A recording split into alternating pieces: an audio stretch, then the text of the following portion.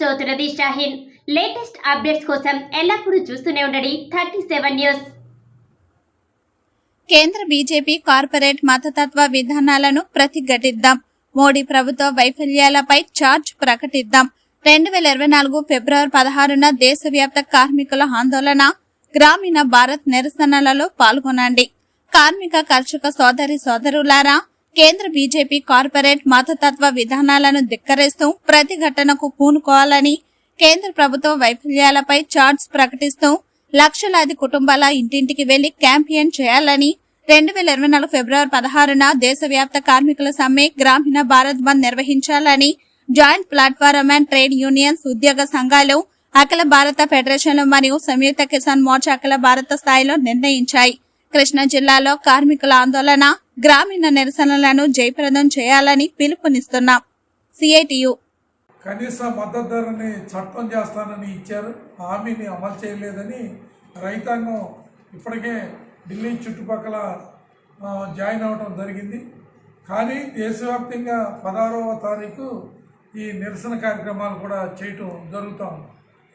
నరేంద్ర మోడీ గారు వచ్చిన తర్వాత స్వామినాథన్ కమిటీ సిఫార్సులు అమలు చేస్తానని, అట్లాగే గిట్టుబాటు ధరని, మద్దతు ధరని ప్రకటిస్తాను, చట్టం చేస్తానని, అలాగే నేను 2 కోట్ల ఉద్యోగాలు కల్పిస్తానని, అలాగే విదేశాల్లో ఉన్న నల్లధనాన్ని తెచ్చి ప్రతి పేదవాడి అకౌంట్లో వేస్తానని ఇలాంటి వాగ్దానాలు చేసి భారతదేశ సంపదనంతా ఈరోజు కార్పొరేట్లకి దోచిపెడుతూ మతోన్మాదాలను అమలు చేస్తున్నారు.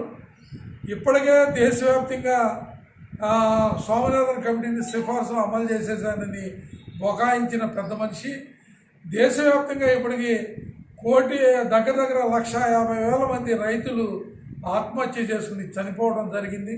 కానీ మోడీ విధానాలు మొత్తం కార్పొరేట్లకు రాయితీలు ఇచ్చే విధానాలే కానీ పేద ప్రజలు, మధ్యతరగతి వర్గాల మీద భారాలు మోపి రైతాంగాన్ని కూడా దివాలా తీసే విధానాలు కాబట్టి వీటన్నిటికీ దేశవ్యాప్తంగా నిరసన జరుగుతుంది. అందులో భాగంగా గుడివాడ పట్టణంలో కూడా 16వ తారీఖున అన్ని సంఘాలని కలుపుకుని ఈ నిరసన కార్యక్రమం నిర్వహించడం జరుగుతుందని ఈ సందర్భంగా తెలియజేస్తూ, వచ్చి 10 సంవత్సరాలు పూర్తయింది.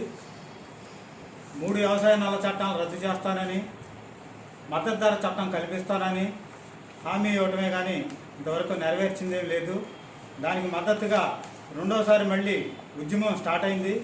హర్యానా, పంజాబ్ మొదలు ఇంకా రాష్ట్రాల నుంచి 500 రైతు సంఘాలు, కార్మిక వ్యవసాయ సంఘం, రైతు సంఘం, మరి ఉద్యోగ సంఘాలు, ప్రజా సంఘాలు ఈ బంద్కు పిలుపునిచ్చాయి. మరి కృష్ణా రాష్ట్ర వ్యాప్తంగా ఈ బంద్ను జయప్రదం చేయాలని గుడివాడ మరియు పరిసర ప్రాంత ప్రజలు ఈ బంద్లో పాల్గొని విజయవంతం చేస్తారని కోరుతూ ఈ విషయాన్ని క్లుప్తంగా ముగించుకోరుచున్నాం.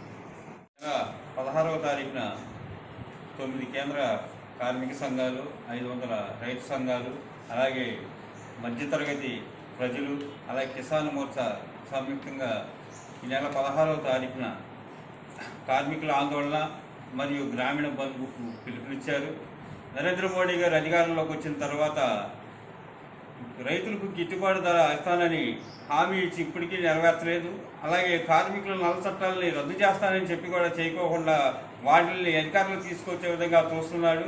మరి ముఖ్యంగా సామాన్య ప్రజలపై అనేక భారాలు మోపుతూ నరేంద్ర మోడీకి బుద్ధి చెప్పాలని రేపు 16వ తారీఖున జరగబోయే ఆందోళన కార్యక్రమం అందరూ పాల్గొనాలి. అలాగే ఈ మన దేశంలో మతాల మధ్య చిచ్చుపెట్టి, కులాల మధ్య చిచ్చుపెట్టి మతోన్మాదాన్ని రెచ్చగొట్టే విధంగా నరేంద్ర మోడీ గారు వ్యవహరిస్తున్నారు. రానున్న రోజుల్లో నరేంద్ర మోడీ గారికి బుద్ధి చెప్పాలని రేపు 16వ తారీఖు